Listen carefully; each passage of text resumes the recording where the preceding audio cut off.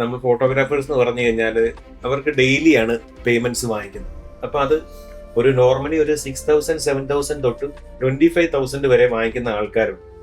അപ്പൊ അവരത് യൂസ് ചെയ്യുന്ന എക്യുപ്മെന്റ്സ്, യൂസ് ചെയ്യുന്ന ലെൻസുകൾ, അതൊക്കെ അനുസരിച്ചാണെങ്കിൽ അവർ അതിന്റെ ചാർജുകൾ ചെയ്യും. ഇപ്പം ക്ലയന്റിന്റെ ഒരു ബഡ്ജറ്റ് ഇപ്പോൾ ഒരു 40,000 റേഞ്ച് ഒക്കെ ആണെങ്കിൽ അവർക്ക് ഒത്തിരി ഹൈ എൻഡ് ഫോട്ടോഗ്രാഫറെ ഒന്നും അഫോർഡ് ചെയ്യാൻ പറ്റത്തില്ല. കാരണം ഇതെല്ലാം കൂടെ ചെയ്താലും അതിനകത്ത് അവരുടെ ഒരു എക്സ്പെൻസ് മീറ്റ് ചെയ്ത് പോകത്തുള്ളൂ. അല്ലാതെ അതിനകത്ത് ഒരു നോർമൽ വർക്ക് എടുത്താൽ ഒരു സ്റ്റുഡിയോക്കാരനോ അല്ലെങ്കിൽ ഒരു ഇവന്റുകാരനോ അതിനകത്ത് വലിയ കിട്ടപ്പോരൊന്നുമില്ല. അപ്പൊ അവർ ഈ കമ്പയർ ചെയ്യുന്ന പറഞ്ഞാൽ ഈ നമ്മൾ ഇൻസ്റ്റയിലും യൂട്യൂബിലും ഒക്കെ വലിയ ഹൈ എൻഡ് വെഡിങ്ങുകളുണ്ട്. അതൊക്കെ ഒരു 5 lakhs 6 lakhs ഒക്കെ ഈ ഫോട്ടോഗ്രാഫിക്ക് മാത്രം സ്പെൻഡ് ചെയ്ത് ചെയ്യുന്ന വെഡിങ്സ് ആയിരിക്കും അവർ കാണുന്നത്. അപ്പൊ ആ ഔട്ട്പുട്ട് കണ്ടിട്ടായിരിക്കും ഈ നമ്മുടെ അടുത്ത് വന്നിട്ട് ഈ ബഡ്ജറ്റിനകത്ത് ഇത് ചെയ്യാൻ പറ്റുമെന്ന് ചോദിക്കുന്നത്. അപ്പൊ അത് നമുക്കൊന്നും ചെയ്യാൻ പറ്റാത്ത രീതിയിലാണ്. അപ്പൊ കൊള്ളയാന്ന് പറയാൻ പറ്റത്തില്ല. ഇപ്പൊ നല്ലൊരു ഔട്ട്പുട്ട് വേണമെങ്കിൽ നല്ല ഒരു സിനിമാറ്റോഗ്രാഫർ, ഒരു കാൻഡിഡ് ഫോട്ടോഗ്രാഫറെ വെക്കണം.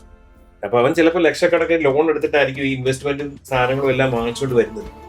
അപ്പൊ അവൻ അതിന്റെ ഒരു മിനിമം ഒരു 10% ആ സാധനം വാങ്ങിച്ചതിന്റെ അത് കിട്ടിയാലേ ഉള്ളൂ അവനത് മുമ്പോട്ട് പോകാൻ പറ്റത്തുള്ളൂ.